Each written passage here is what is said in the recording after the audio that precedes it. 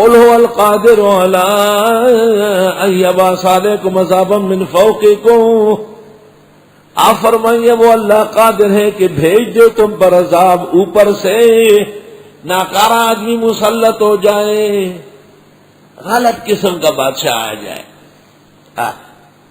او من تحت ارجلکم، یا تمہارے پیروں کے نیچے سے، اولاد نافرمان، شاگرد بے ادب، رعایا سرکش، او یلبسکم شیعا، یا ملا دے تم کو شیعوں سے، شیعوں کے مسلمان کرنے کی فکر میں لگ جاؤ اور ان کی طرف سے مناظرے اور مباحثے کرتے رہو، او یلبسکم شیعا، لبس یلبسو کے معنی آتے مختلط ہونا، شیعہ شیعاتن کی جمع ہے، شیعہ کو شیعہ اس لیے کہتے کہ ان میں فرقے بہت زیادہ ہیں، فرق ہی فرق ہے، اتنے زیادہ کہ گنتی سے باہر ہے۔ شاہ عبدالعزیز جب تحفہ اثنا عشریہ لکھ رہے تھے اس وقت ان کے 148 فرقے، ایک فرقہ ان میں ایسا بھی ہے جو علی مرتضیٰ کو کافر سمجھتا ہے، ایسا بھی شیعہ، ایک فرقہ ایسا بھی ہے جو علی کو خدا سمجھتا ہے جیسے نور بخشی۔ یہ بھی خدا کا عذاب ہے کہ لوگ ٹکڑے ٹکڑے ہو جائیں، اپنے عقائد و اعمال سے بے خبر ہو جائے، او یلبسکم شیعا، یا کر دے تم کو خلط ملط، ویذیق بعضکم بعض بعض، اور چکا دے بعض تمہارے کو وہ تکلیف بعض کی، آپس میں ایک دوسرے کا خون پینے لگو۔ انظر دیکھو کیف نصرف الآیات، کیسے بیان کرتے ہیں ہم آیتیں، لعلہم یفقہون، ہو سکتا ہے یہ سمجھے۔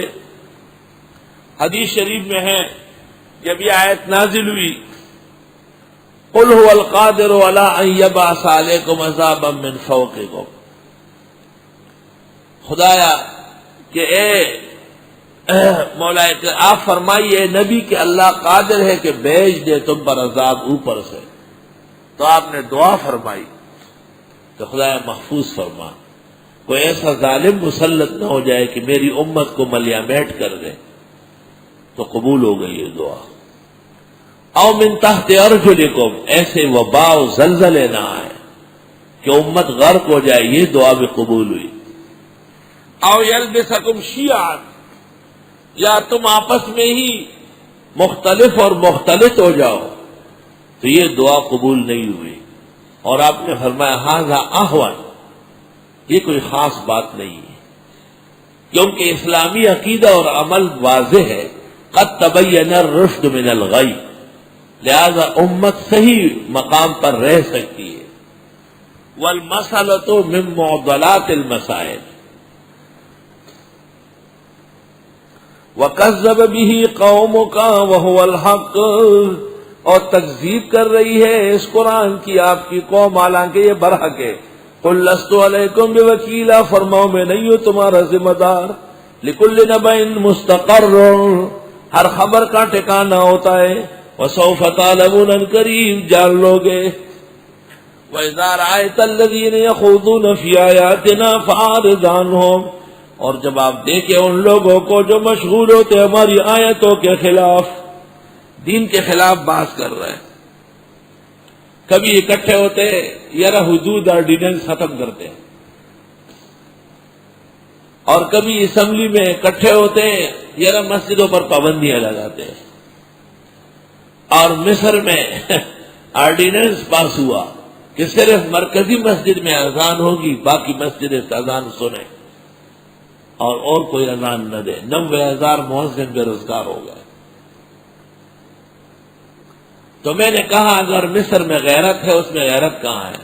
وہ تو مصر الفساد والفتن ہے، شیطانوں کا مرکز ہے۔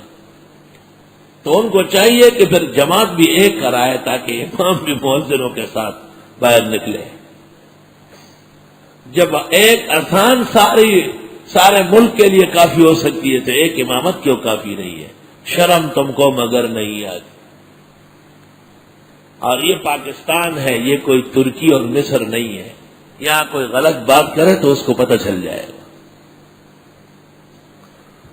اور آپ جواب دیں کہ ان لوگوں کو جو مشغول ہوتے ہیں ہماری آیتوں کے خلاف، فَأَعْرِضْ عَنْهُمْ، بس آپ چھوڑیں ان کو، بے دینوں کے ساتھ بیٹھنا ناجائز ہے، آیت سے ثابت ہوا، حَتَّى يَخُوضُوا فِي حَدِيثٍ غَيْرِهِ، یہاں تک کہ وہ مشغول ہو جائے اور باتوں میں، وَإِمَّا يَنْسِيَنَّكَ الشَّيْطَانُ، اور اگر بھلا دے آپ کو شیطان، بھولے سے بیٹھ گئے، فَلَا تَقْعُدْ بَعْدَ الذِّكْرَىٰ، پر بیٹھنا نہیں یاد آنے کے بعد، مع القوم الظالمین، ظالم لوگوں کے ساتھ۔ اور ماسٹر صاحب کو ہماری بڑی فکر ہے، وہ کہتے ہیں یہ مولوی صاحبان مدرسوں میں صرف علم پڑھتے ہیں، یہ ڈاکٹریٹ نہیں کرتے، یعنی ڈاکٹر نہیں بنتے، انجینئر نہیں بنتے، KC والے نہیں بنتے، پلمبر نہیں بنتے۔ وہ بابا تم نے بھی تو ایک قانون پڑھا ہے اور وہ ہے آرمی کا، نہ میڈیکل پڑھا ہے نہ انجینئرنگ پڑھی ہے۔ دنیا میں انسان ایک کام کرے گا، دو نہیں کر سکتا، اور ہر شخص کو اختیار ہے کہ وہ دنیا اختیار کرے یا دین۔ یہ قابل شرف اور قابل قدر ہے جنہوں نے دنیا کی رنگینیوں پر دین کو اختیار کیا ہے۔ آپ فرمائیے اللہ بچائے گا تم کو اس ظلمات البر والبحر سے اور ہر تکلیف سے، پھر تم اس کے ساتھ شرک کرتے ہو۔ جب نجات دینے والا صرف اللہ ہے تو پھر مخلوق کا نام کیوں لیتے ہو؟ وَمَا عَلَى الَّذِينَ يَتَّقُونَ مِنْ حِسَابِهِمْ مِنْ شَيْءٍ، نہیں ہے ان لوگوں پر جو بچتے ہیں، نہیں ہے ان لوگوں پر یتقون جو تقوی کرتے ہیں، من حسابہم ان ناکارہ لوگوں کے حساب کا، من شیء کچھ بھی، ولیکن ذکرہ، یہ قرآن نصیحت ہے، لعلہم یتقون، تاکہ یہ بھی تقوی دار بنے۔ جو لوگ خود غلط باتوں سے بچتے ہیں ان پر غلط مجلسوں کا کوئی اثر نہیں، لیکن ہم کوشش کر رہے ہیں قرآن کے ذریعے کہ وہ غلط کار بھی تقوی دار بنے، یہ حاصل ہے آیت کا۔ وَذَرِ الَّذِينَ اتَّخَذُوا دِينَهُمْ لَعِبًا وَلَهْوًا، چھوڑ دیجئے ان لوگوں کو جنہوں نے بنایا اپنا دین کھیل تماشا، وَغَرَّتْهُمُ الْحَيَاةُ الدُّنْيَا، اور دھوکہ دے دیا ان کو دنیا کی زندگی نے، فَذَكِّرْ بِهِ أَن تُبْصَلَ نَفْسٌ بِمَا كَسَبَتْ، اور سمجھا دیجئے اس قرآن کے ذریعے، ان تبصل نفس بما کسبت، کہ گرفتار نہ ہو جائے کوئی بھی اپنے کیے میں۔ قرآن بیان کرے کئی لوگ گرفتار نہ ہو جائے، یعنی گناہ ہوئے۔ لیس لہا من دون اللہ ولی ولا شفیع، نہیں ہوگا اس انسان کو اللہ کے سوا کوئی دوست و نہ سفارشی۔ وَإِن تَعْدِلْ كُلَّ عَدْلٍ، اور اگر دینے لگے پورا پورا تاوان، لا يُؤْخَذْ مِنْهَا، جرم کے بدلے میں نہیں لیا جائے گا۔ قرآن پاک کو بالکل پورا دے کے آیت کو تب سمجھ میں آئے گا۔ اولئک الذین ابصروا بما کسبوا، یہ وہی لوگ ہیں جو گرفتار کیے گئے اپنے کیے پر، لہم شراب من حمیم، ان کے لیے پینا ہوگا کھولتے ہوئے پانی کا، وعذاب علیم، اور عذاب دردناک ہوگا، بما کانوا یکفرون، بسبب کفر کرنے کے۔ ٹھنڈا پانی پینا انعام ہے اور گرم پانی پینا یہ پکڑ ہے، پکڑ ہے۔ ہاں کبھی انسانی جسم کا تقاضا ہو، سخت سردی ہے، گرم چائے چاہیے، جسم کو حرارت کی بھی قدر ضرورت ہے، لیکن اس کا یہ مطلب نہیں کہ آپ ہمیشہ کھولتے ہوا پانی پیے اور دنیا کے اندر جہنم کا نقشہ بنائے۔ پیغمبر نے ٹھنڈے پانی پر دعائے شکر پڑھی ہے۔